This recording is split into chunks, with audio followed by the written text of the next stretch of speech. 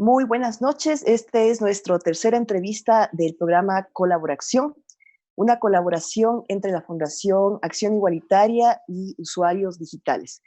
Este programa nace justamente para poder abordar temas de coyuntura y realidades sociales, políticas, económicas y sanitarias de lo que tiene que ver con la pandemia del COVID-19.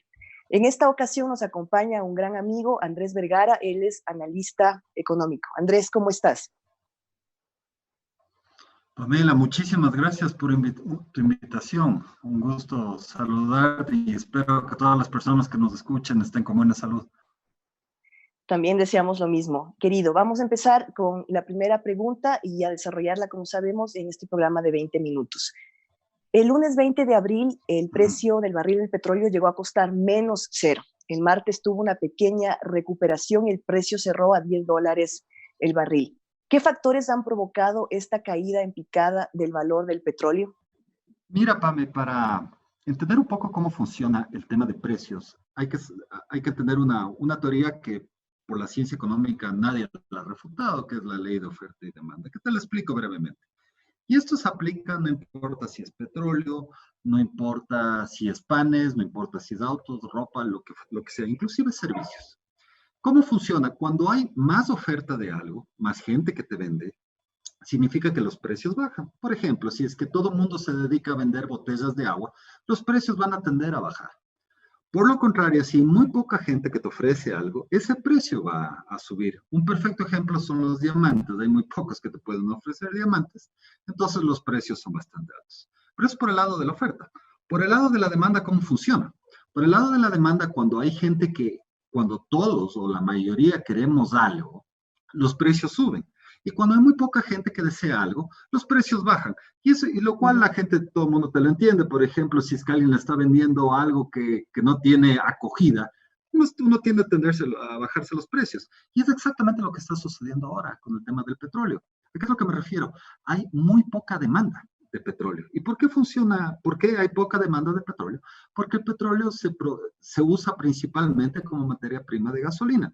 Ahora, ni tú ni yo, ahorita estamos teniendo una conversación que estamos en la casa, no salimos, Sí, la cuarentena, nos quedamos claro. acá.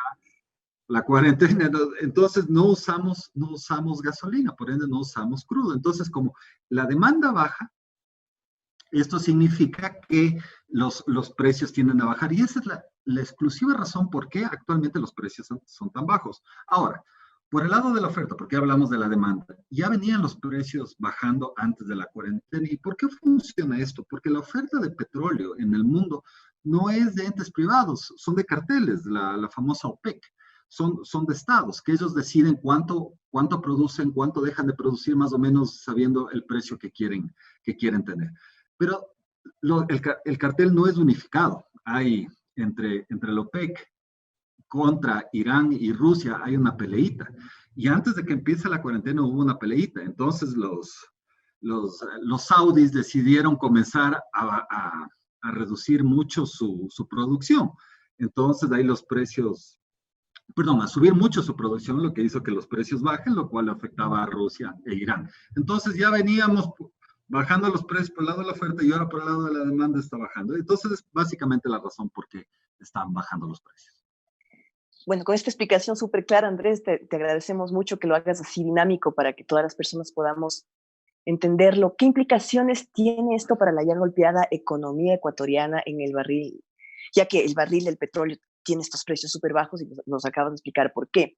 Tomando en cuenta que en el Ecuador ya había un precio calculado de $51.3 por barril para el presupuesto general del Estado. Y vemos que ahora se cayó bajo cero y luego está un poco por los $10 por barril. Entonces, ¿qué significa esto para el país? Bueno, un dato, generalmente los gobiernos cuando presupuestan barriles del petróleo, lo que dicen que cree que va a valer, nunca latinan. Yo me acuerdo que el presidente Correa había dicho que iba a llegar hasta $150 y estuvo en 60, ¿no? nunca la atinan. Entonces, los presupuestos estatales siempre son mucho más inflados de lo que deberían ser. Nunca ha habido un gobierno que sea un poco más pesimista con respecto a eso, ¿no? Que yo creo que hubiese sido lo responsable. ¿Por qué asumir que uno va a subir tanto el precio cuando ya hemos visto que a lo largo de la historia nunca la atina, sobre todo que es más bajo de lo que en verdad presupuestan? Deberían hacerlo. Pero para ejemplificarlo en números, si me permites, te comparto una pantallita para ver Sí, lo que por favor. significa esto para el Ecuador. Bueno, los datos o sea, oficiales están en enero-octubre de 2019, ¿no? Pero asumamos que es diciembre, ¿no? Fíjate los ingresos petroleros. En el 2018 estamos, ingresos totales, o sea, esto es del Estado, ¿no? Que incluye impuestos, petróleo, absolutamente todo, ¿no? Si te fijas acá que están petróleo, exportaciones, bla, bla, bla, todos los impuestos bien segregados, IVA, la renta, etcétera, ¿no? Y aquí ya los puse a este lado, ¿no? El total de ingresos el 2018 fue 38.865 millones. Los ingresos petroleros fueron 8.621. Estamos hablando que los ingresos petroleros para el Ecuador en el año 2018 fueron 22. En el 2019, hasta lo que se pudo contabilizar, era 22%. En 2018, 18 y así sucesivamente, ¿no? Tal vez lo más alto que hubo, que fue con hubo un precio alto de petróleo, fue en el 2013, que era 31. Entonces, lo que se podría decir a grosso modo, que el Estado como tal deja de percibir 20% de lo que generalmente percibe. Ojo, esto ya estaba sucediendo antes de la cuarentena, porque hay algo muy importante que tengo que explicar. ¿Cómo funciona la producción petrolera ecuatoriana? No es que solamente Petroecuador es el único que extrae petróleo. Petroecuador también contrata a empresas privadas para que, disculpe el quiteñismo, le den extrayendo y le paga un valor fijo por barril y después el Estado lo vende. Entonces ya estaba tan bajo que el costo de producción nuestro, ya sea por Petroecuador propio o pagando a la gente que le extraía el petróleo, era alrededor más o menos de 35 o 40 dólares. Eso es lo que Fernando Villavicencio dice, lo cual yo le creo que es un experto en el tema, ¿no? Entonces, ya desde antes, por lo menos del último mes, no hemos recibido un centavo de ingreso petrolero. De hecho, con Correa también pasó eso una vez. Hubo en el 2009 un tiempo que bajó. Pero bueno, ¿qué es lo que significa para los ecuatorianos? Es más o menos una reducción del 20% que está puesto acá, ¿no? Eso es básicamente el efecto para el Estado. Y para que tú tengas una idea, más o menos, que si me permite, de este gráfico, para que más o menos se sepa cómo es cuál es lo que nos afecta ya en la práctica. A ver si me permites un segundo, no le tengo bien ubicado. Aquí está. Verá, esto es consolidado, verás. Esto es de millones de dólares. Por ejemplo, ya que en el 2018 estamos hablando, vamos a redondear unos 10 mil millones, ¿no? Estamos hablando que en salud, entre enero y febrero, esto multiplícale por 4, estamos hablando unos 2 mil millones. Es decir, hemos perdido 4 veces el presupuesto de salud en un año por no ingresos petroleros. En educación se van 4.500 millones. Si es que le ves desde ese punto, estamos hablando que es el doble de lo que se asigna a educación y 3 veces más de lo que se asigna a salud, ¿no? Entonces es bastante importante lo que se deja de percibir. Así te respondo a tu pregunta, con numeritos y todo, ¿no? Perfecto. Gracias, Andrés, por explicarlo, inclusive con estos gráficos, para que quede súper claro cuánto estamos perdiendo y cómo estaríamos perdiendo ese dinero. El 20 de abril, el medio digital Primicias publicó un artículo donde indica que al sector petrolero le han caído las 7 plagas. El crudo está por debajo de la barrera de los $20 por barril. Los 2 oleoductos del país sufrieron importantes daños y hay problemas operativos en las 2 principales refinerías de Esmeraldas y La Libertad, además de interrupciones en el suministro eléctrico. Sin embargo, en este mismo artículo, el exministro de Energía, Fernando Santos, dice que nos ha caído todas las desgracias en el sector petrolero en un momento oportuno, porque con las actuales condiciones del mercado internacional a Ecuador le cuesta $20 producir cada barril de petróleo, pero el mercado no está pagando más allá de $10 por barril, así que según él dejamos de perder. Explícanos, por favor, cómo se da esto, cómo Ecuador dejaría de perder a pesar de todo este escenario adverso. A ver, Si es que algo te cuesta producir $10, que es lo que, $20, que es lo que el ministro dice, y lo vendes a 10, cualquier persona se va a dar cuenta que no es que estamos ganando, ni siquiera estamos saliendo tablas. Es un completo Estamos absurdo. perdiendo absolutamente. Estamos completamente perdiendo $10, para ser exactos, con el ejemplo que él dio, $10 por barril. Entonces, lo lógico, cuando se está perdiendo, yo lo que haría es para la producción. De ser posible, yo tengo entendido que para producciones a veces técnicamente no es tan viable porque cuesta mantener las cosas sin funcionar, etcétera, etcétera, ¿no? Pero si es que fuese una producción común y silvestre, lo lógico sería ahorita parar hasta que se mejore los precios, ¿no? Entonces, no tiene sentido lo que él está diciendo. Sin embargo, si es que tal vez él entendió mal la pregunta del periodista de Primicias y jugando un poco abogado del diablo, lo que tal vez él está diciendo es que, en efecto, ahorita nuestra producción está en un estado difícil, se rompieron oleoductos, etcétera. Es decir, a la fábrica le cuesta producir por cuestiones fortuitas. Entonces, ahorita como nadie está comprando, mejor que nosotros estemos con estos problemas que nos hubiesen tocado en tiempos normales. Tal vez eso fue lo que quiso decir, que qué Sí, bueno que nos justamente un agarró poco, precios bajos exacto. porque estamos en mala pata, ¿no? Sí, más o menos de lo que leí del artículo eso mencionaba, porque el artículo hablaba de esto de las 7 plagas, de que estamos con problemas de producción debido a todos estos inconvenientes, al problema que hubo con los oleoductos, a que las refinerías no están en su total capacidad. Entonces, como no podemos producir al 100%, de hecho se mencionó que uno está trabajando al 65%.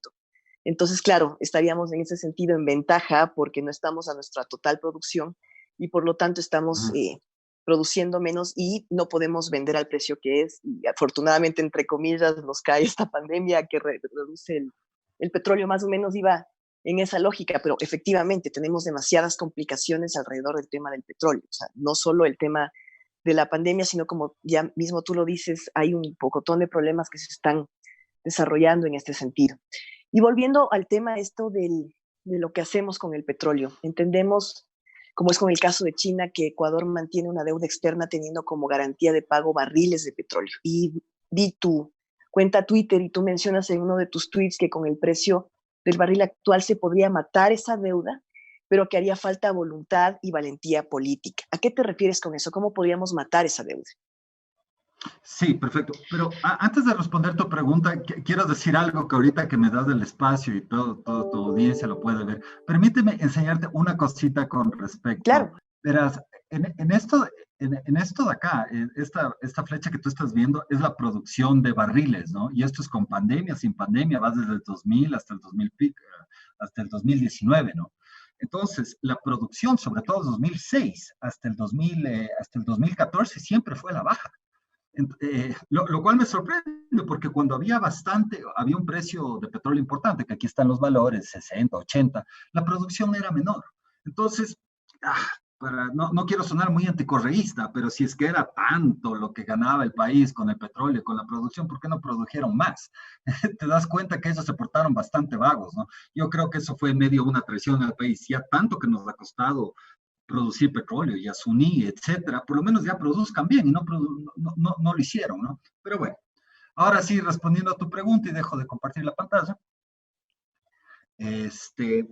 Sí, mira, antes hay una cosa que hay que saber, mi estimada Pame, y esto lo he dicho en el Twitter y públicamente cada vez que puedo. Me parece esencial un deber patriótico, civil, que los contratos de deuda con China sean públicos. ¿Cuáles son las condiciones? ¿Cuánto nos prestaron? ¿Cómo les vamos a devolver? ¿Cuáles son las garantías? ¿Cuáles son los intereses? Eso es algo que muchos de nosotros llevamos 13 años pidiendo. Encima más de que nos endeudan, porque esto no es que pagan los políticos, pagamos nosotros claro. con nuestro petróleo, que es nuestro, es tuyo, mío, y no nos obligan a pagarle y no sabemos exactamente cómo se paga.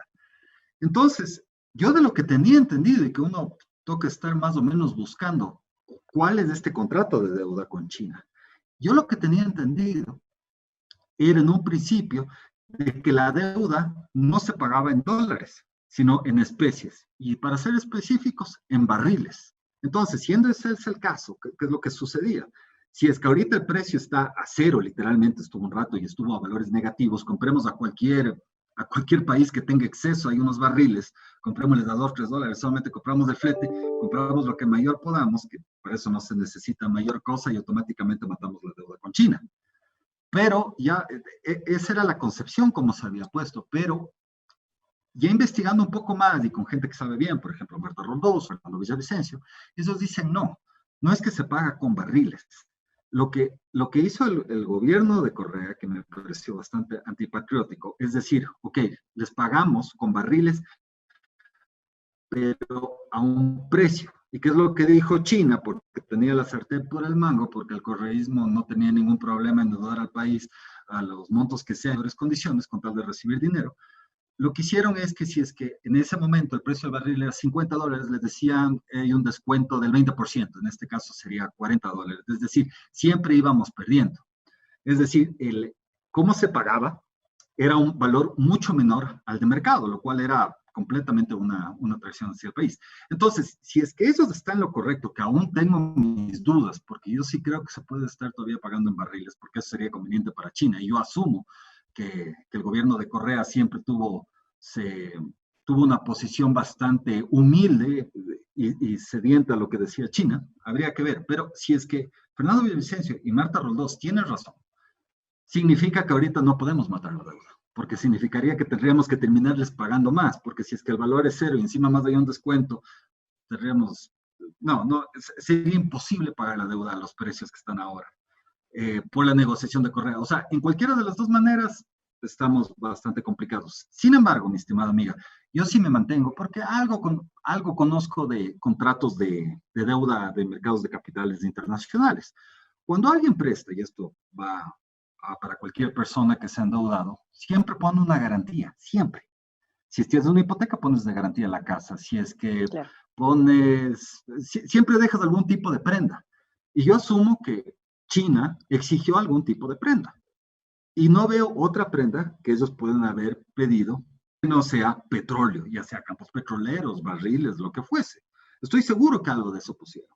Entonces, si es que ese es el caso, ahorita debería decirse, mira, no tenemos, estamos muy mal, vamos a ejecutar la garantía del contrato, como dice la ley y está amparado por todo lado, nadie te va a decir que se está haciendo las cosas literalmente o mal, y se paga con la garantía. Y la garantía en este caso, si podría ser petróleo, podríamos darle sin ningún tipo de problema, y ahí sí, usando la palabra que usé en el Twitter, matar la deuda. Pero una vez más, lo que debería suceder es que los contratos con China sean patrióticos. Ahora, por otro lado, tengo entendido que con China, esta preventa de petróleo es una parte mínima, que si es que ya que me permites, te comparto la pantalla para que veamos más o menos cómo es la deuda para la gente que nos está viendo. Aquí los convenios originales, esto es lo que debemos a China en este instante, vamos a marzo de 2019, ¿no? Más o menos 6,000 y pico millones del total de deuda externa de 37,000, ¿no? Y de estos 6,000 y pico tengo entendido que poco es de esta preventa, ¿no? Pero ahorita en este caso todo suma, ¿no? Pero ya nos fijamos, entre dimes y diretes, porque tengo entendido que algo por ahí se esconde, que lo que le debemos a China del total de deuda externa es alrededor de un tercio, ¿no? El resto la mayoría es los bonos, ¿no? Que tal vez sería tema para otra invitación si es que me quieres invitar. Claro, Pero claro que eso es sí. más o menos lo que estamos ahorita peleando con China, y ahorita dejo de compartir la pantalla. Muy bien, bien explicado, Andrés. Muchísimas gracias. Y tenemos la última pregunta y tenemos aproximadamente 1 minuto y medio para esta respuesta, a ver si podemos concretarla, querido. ¿Qué acciones debería emprender el gobierno ecuatoriano con estos escenarios que explicas para sostener y aliviar la economía de nuestro país? Es una pregunta, otros 20 minutos, ¿no? Mira, en términos generales, yo creo que esto se puede explicar en términos personales. Si es que una persona no tiene ingresos, está endeudado hasta el cuello, ya no tiene que vender, encima más tiene algunos hijos, o un hijo está enfermo, o sea, está en una situación muy complicada, yo creo que la única solución que podría suceder para una persona que se encuentra en esa situación es pedir ayuda. pedir ayuda al papá, pedir ayuda al primo, etcétera, etcétera, etcétera. Lo mismo sucede para países. Yo creo que lo mismo se podría pedir al Fondo Monetario, decirle a la misma China, oiga, denme un break, no me van a pagar, condónenme en deuda. Ese tipo de cosas que yo creo que son las únicas que podría ahorita, en el corto plazo, darnos una mano. Estamos en una situación tan incómoda que lo único que tal vez nos sirve ahora es caridad. Claro, en el largo plazo, evidentemente, lo que debería hacerse es dejarse de endeudar como locos. Y si es que uno se endeuda, debería ser una cuestión pública cuáles son las condiciones de la deuda. Creo que también debería pasar la deuda por asamblea. Yo no creo que debería ser una potestad completamente del presidente de endeudarnos o no endeudarnos. Cuando cada vez que pagamos impuestos pasa por la asamblea, se hace una discusión, etcétera. Con la deuda no, y no entiendo por qué, porque la deuda se paga de todas formas con impuestos en muchos de los casos, ¿no? Claro. Entonces, esa creo que sería la solución inmediata y a largo plazo hacer las cosas más responsables. Muchas gracias, Andrés, y nos queda claro que no hay transparencia en temas tan importantes justamente como el tema de endeudarnos y que todos los ecuatorianos y ecuatorianas deberíamos saber cómo se está endeudando el país y de qué forma y qué condiciones son estas. Súper esclarecedora la entrevista, Andrés, muchísimas gracias. Evidentemente vamos a tener otros espacios contigo para poder aclarar temas de economía que son de interés para el país. Te mando un gran abrazo a la distancia. Igualmente, Pame, muchísimas gracias por la invitación.